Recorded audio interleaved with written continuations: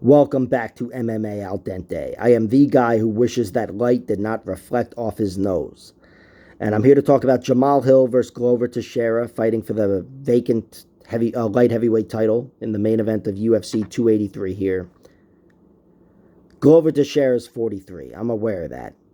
He hasn't looked 43, though. He's still, he's maybe a little slower, but he's still faster and better than the top light heavyweights of today. And he's been in there. He had a tooth and nail war with Yuri Prochazka, which he did lose. But it was a fight, yes, that Glover was winning. And every other fight, it hasn't been easy. He's been tested. That's where his age has shown, in my opinion.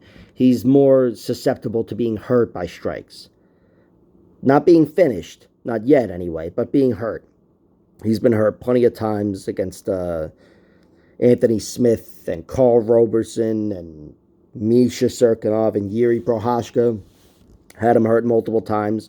But Glover Teixeira fights his way out of bad situations very well.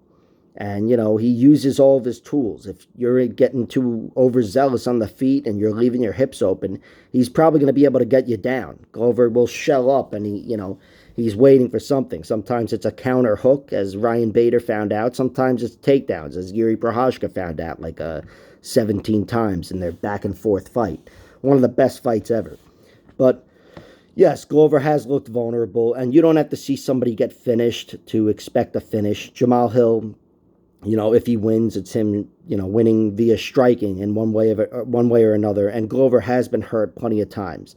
But the thing is, Glover hasn't been finished. He's only been finished by Rumble Johnson and Gustafsson in the modern day, if that even is modern day. I don't know. Maybe those are fucking classics at this point. But my point is, his other TKO loss came back in 1987 or whatever, in his first fight ever to some guy named Eric Schwartz. Since then, the only two guys that take him out via strikes are Rumble and Gus. And I do think, looking at Glover's losses, I could see him winning in one of those ways, where like Rumble Johnson, where it's a case of Jamal's power being too much for Glover's chin. If his chin can't sustain, it's probably going to go down early. And the Gustafsson fight, if Glover's not able to wrangle Jamahal Hill and he's not able to get inside and get him down, I think Jamahal could duplicate that Gustafsson performance. Not where he gets a fifth round finish necessarily, but either a late finish or whatever, an earlier finish. But, not necessarily right away, not 18 seconds like Rumble did. But, when I looked at Jamahal Hill, he's only got the one loss that I can look to as for how Glover can beat him. And Glover can't duplicate that Paul Craig loss. Paul Craig beat him using Paul Craig specialty shit. Paul Craig is a specialist, and he used his specialty. Even though Glover's a better jiu-jitsu guy and overall better ground fighter than Paul Craig, he is not a better submission artist than Paul Craig, and he's not better off his back. That's where Paul Craig excels, and I don't think there's anybody else in the world, in the UFC that could do that to Jamahal Hill.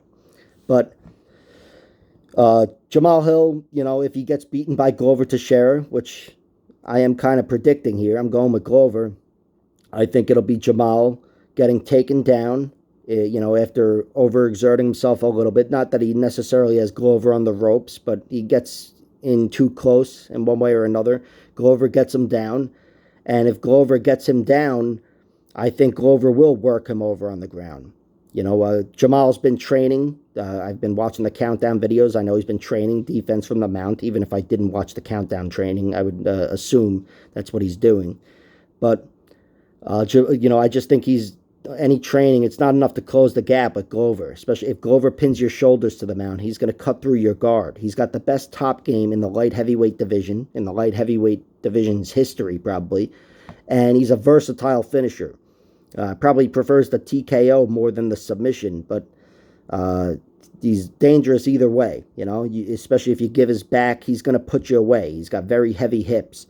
And even though Jamahal has never been dominated on the ground, he's been controlled and whatever, lost a few rounds like that, won to Thiago Santos recently. But Jamahal Hill, he's looked pretty damn good so far. It's just he hasn't fought anybody like Glover Teixeira. Maybe Jimmy Crute, if Jimmy Crute was able to get him down, but he wasn't.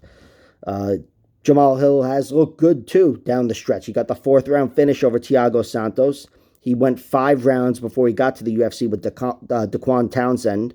And he's got some second round finishes as well over OSP, took him out. The one fight where I thought he looked a little whatever, I was questioning his gas tank earlier on, was the Darko Stocic. And Darko won round 3 with wrestling pressure. He was able to wrangle Jamahal down.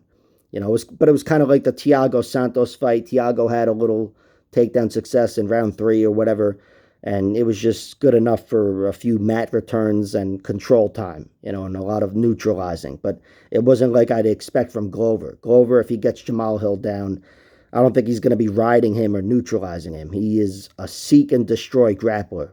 So this fight's going to go one way or the other, and I'm going with Glover Teixeira. I think Glover, I trust him to weather a storm if he needs to, but also I know he's a tactical fighter who protects himself, and he's got it in his head, I'm sure. I got to get this guy down. I got to get this guy down and get him tired, and I will put him away.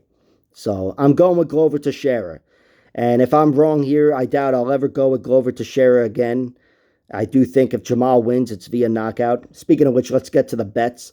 I've got Glover Teixeira at plus 110 in a few parlays. I did play the under, which is under 1.5 rounds at even odds, although that's really more of a bet on Jamahal Hill. And Jamahal Hill, I put $10 on him to win by knockout in round 1 at plus 300. So shows you how big I'm betting on this one. No, but it could go a few different ways. But, and I don't really trust, I can't count on Glover to get the victory. It's not a big bet where I'm playing his money line, but I'm picking him, and damn right I'm betting on him. Also, I didn't say this, but I'm betting on him to get a finish plus 160, Glover Teixeira. I'd be very surprised if Glover Teixeira, I'd be very surprised if this goes to a decision, but certainly if Glover Teixeira is winning, I see him getting a finish. So we'll see what happens. Like, share, subscribe, all that horse shit, and check out my other videos.